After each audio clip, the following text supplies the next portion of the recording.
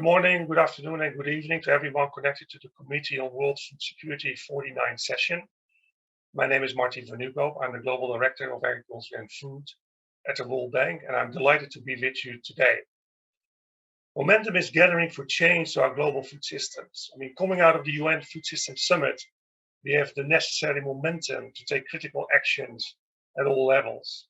And the Committee on World Food Security presents another milestone to build on commitments to date. Resetting our food systems is urgent. Food systems have fed a growing population, but the cost is unsustainable.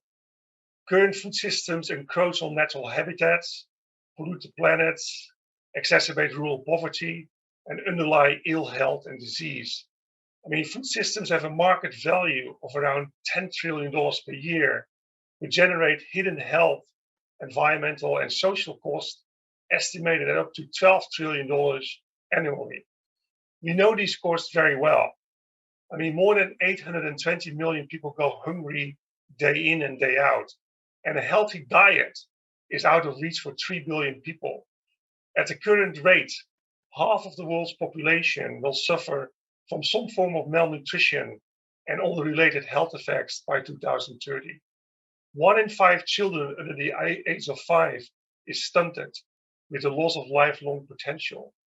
At the same time, 680 million adults are classified as clinically obese and more vulnerable to COVID-19. Between a quarter and a third of the world's greenhouse gas emissions originate from food systems and land use. To mitigate the hidden health, environmental, and social costs, a food systems transformation is urgently needed. A transformation which supports healthy people, healthy planets, and healthy economies. We can and will eliminate hunger, improve nutrition and health outcomes, reduce greenhouse gas emissions, protect ecosystems, landscapes, and habitats, and reduce poverty and inequality if we start making changes now. The CFS Voluntary Guidelines on Food System and Nutrition lays the foundations for food systems transformation. And these guidelines are built around the underlying connections between food systems and nutrition.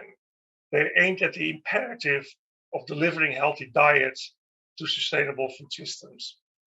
The guidelines are well grounded on scientific evidence to the work of the CFS high-level panel of experts on food security and nutrition. In addition to this, the strength of these guidelines comes out of a broad and careful multi-stakeholder consultation and negotiation process. The World Bank is an engaged partner of the CFS, and we support these guidelines. The bank was engaged in the dialogues leading up to the preparation of the guidelines. In CFS47 in February 21, the bank participated in the session on the uptake of the guidelines. And in June 21, we jointly organized an event entitled CFS Voluntary Guidelines on Food Systems and Nutrition, Translating Ambition to Action. The goal of that event was to raise awareness and engage in a conversation on how best to promote the use of the guidelines at the regional, country, and local levels. We are continuing to explore ways to promote the uptake of these important guidelines, not the least of which to influence how the bank's investments can be catalyzed for a food systems transformation. The World Bank is the largest financier of agriculture and food in the developing world, with 6.7 billion in new financing commitment in 2021 alone, helping 9.9 million farmers with agriculture assets and services and 1.3 million farmers with improved agriculture technology. We implement about 160 projects with a portfolio close to $23 billion in commitments.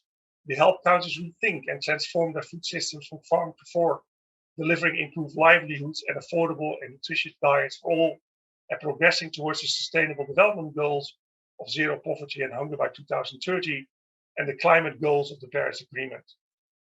As of last month, we have started to review each of these pipeline projects against the voluntary guidelines of food system nutrition in order to ensure that the project design is geared toward holistic food systems transformation.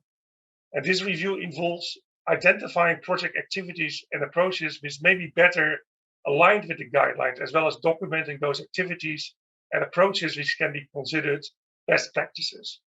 The work we are doing to monitor pipeline project is a starting point to mainstream the uptake of the guidelines within the bank.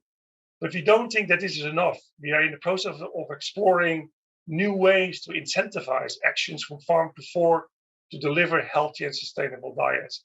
And for this, the guidelines serve as an important frame and basis.